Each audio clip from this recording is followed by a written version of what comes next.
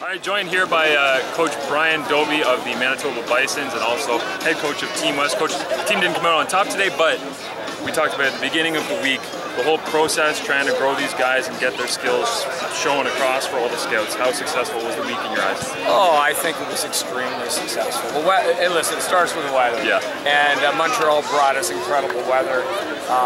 This stadium, I've never been in it before. This is an experience. You know, Coach Alara and his McGill staff and all their support staff did a great job. They work really hard, and much respect from me and my colleagues to them.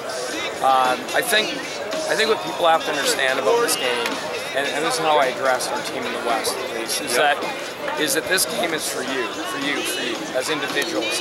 And yeah, we're going to bond together as a team for sure. That's going to happen. You know, we're going to have fun doing it. I think in a short period of time, I think the fun element of it, the camaraderie, is a big part of how quickly can you bond in 3 or 4 days. Yeah, you said it was a short week. And that's important. So that's the team aspect. But I think what people have to realize is that as coaches, we had a great staff out here. I mean, loaded with very experienced coaches. Our job, our position, isn't to really try and teach these guys anything about football. In fact, I think there's something maybe inherently wrong in that. That's my opinion. In that we should be there supporting their coaches back at each one of their appropriate schools. I think it would be somewhat wrong to try and change somebody's. You know, I think you give them some advice, you know, little coaching tips that they might want to think about. But beyond that, you know, all of these guys have earned a position to come here. They're the best guys eligible for next year's draft from their respective schools. All of them have been well coached by their coordinators and their positional coaches. Everybody's got great coaching staffs across our country in the CIS, and I think our goal and our job here was to take what they've already developed, try to put it together and give these guys a great experience. One of the things in my run-on sentence here, one of the things that I tried to stress was with our guys is embrace the experience as well. You're here for 2 reasons. You're here to show your goods. You're here to show what you can do on a football field, to get yourself on CFL radar screens.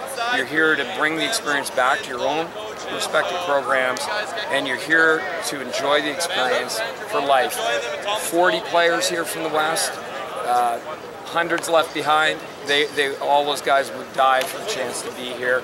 And these guys that are out here today will be able to tell their kids and their grandkids that experience. They should all go home and frame those jerseys at some point.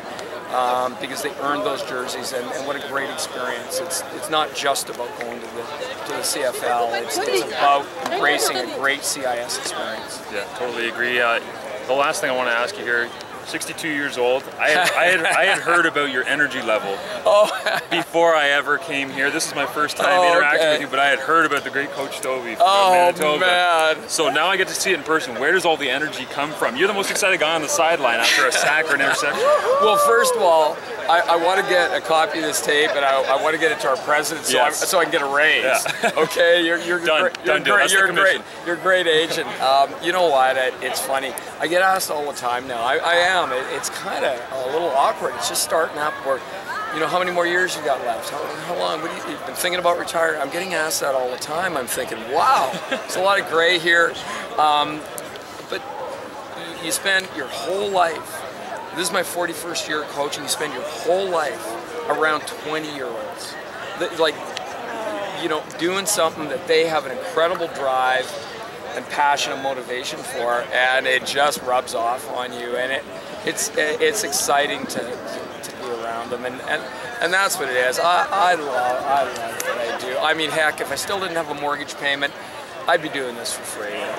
You know what I'm saying? It's the best job in the world because I get to do a job where you're passionate about it. And I know, honestly, at the end of the day, the single most important thing to me, aside from trying to win a Vanier Cup, in fact, more important than winning a Vanier Cup, really, at the end of the day, everybody loses. One team wins one, and I've certainly experienced that. But it's the relationships. That's what life is really about. It's the relationships and the everyday experiences you have. And being a CIS coach, wow, it's fantastic. Not just with our Bison players, but every weekend with the UBC players and the Dinos and the Huskies, and the list goes on. And it's awesome. Yeah. You are one of the model franchises, I would say, inside of the CIS. You got the great stadium. Yeah. You got a great coach in yourself, and you produced a lot of great players. I appreciate the time. Thank you. Thanks so much. Very much. All the best. Okay. Absolutely. Thank you.